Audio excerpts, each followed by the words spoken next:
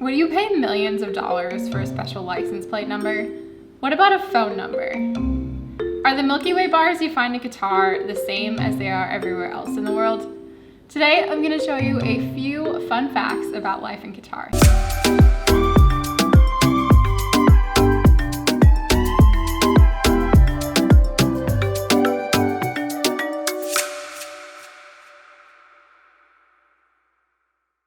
Hey guys, welcome back to my channel, and if you're new here, welcome for the first time. My name is Megan and I've been living in Qatar for just about 2 years now, and today I'm going to show you a few things that I found quite unique when I first moved to Qatar.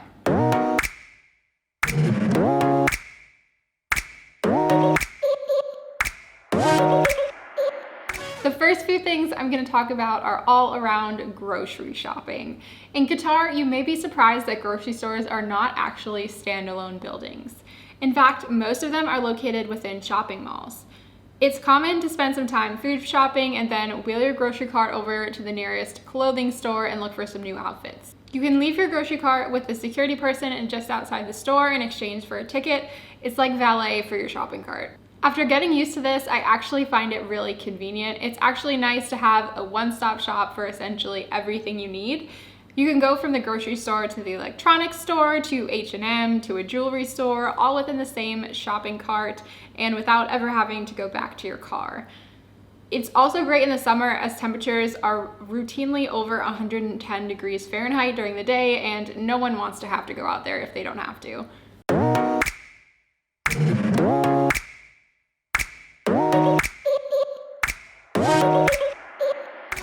A few things are also different in the grocery stores themselves. You have to get your produce weighed in the produce section instead of bringing it just to the cashier. Normally in the US, you could just bag your bananas and then bring them directly to the cashier.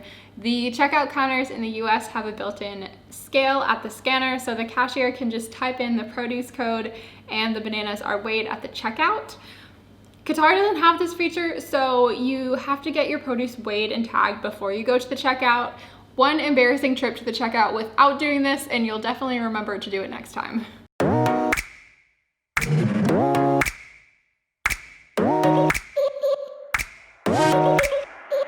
Another thing about grocery stores in Qatar is that many of the chocolate candy bars actually have different names than they do in the US. The most obvious difference is between the Mars bars and the Milky Way bars.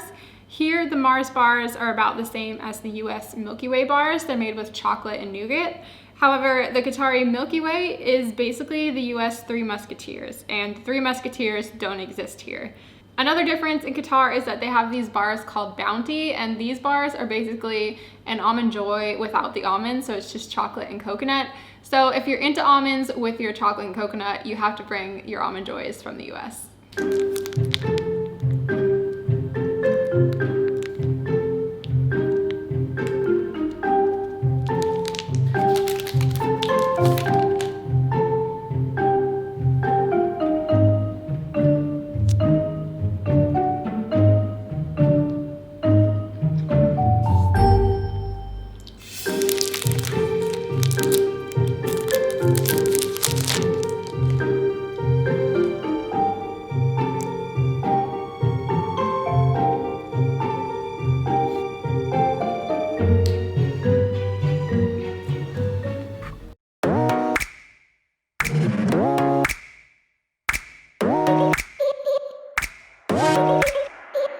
The next difference I noticed in Qatar was with the toilets, and to be honest, this is one that I still really haven't bought into.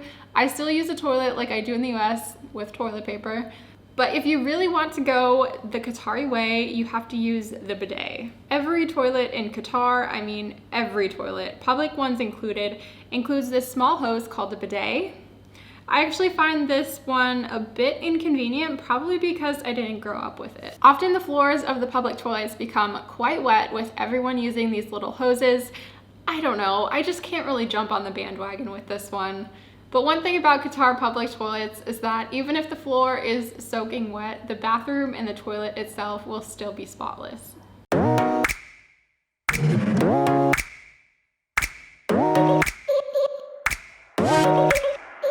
The next difference is that everything in the country shuts down from around 11:30 to 1 p.m. on Fridays.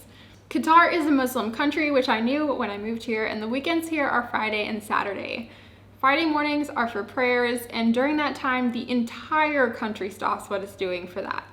No stores are open, no restaurants, literally everything stops. I don't think there's any time in the US that this happens. Not Thanksgiving, not Christmas. Even then, you'll still find stores that are open.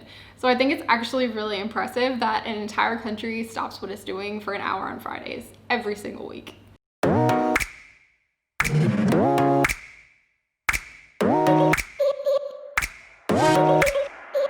And finally, the last fun fact about living in Qatar is that a good license plate number or phone number is highly regarded. Qataris are said to have spent millions of riyals on special numbers during charity auctions. People also always say that the lower your license plate number is, the closer you are to the emir, and I don't know if this is just a rumor, but it does seem like the nicer cars tend to have the lower license plate numbers. Things like palindromes or numbers that are all the same tend to be highly regarded. Anything that's easy to remember is usually a popular pick. Even at work, I've seen advertisements to buy repeating phone numbers.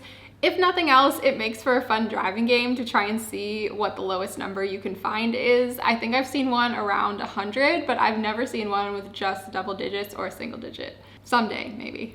So those are a few fun facts about life in Qatar. I hope you guys enjoyed this video and maybe even learned something new. If you're interested in more videos like this, definitely be sure to subscribe to my channel and give this video a like below if you enjoyed it. Thanks for watching. Bye guys.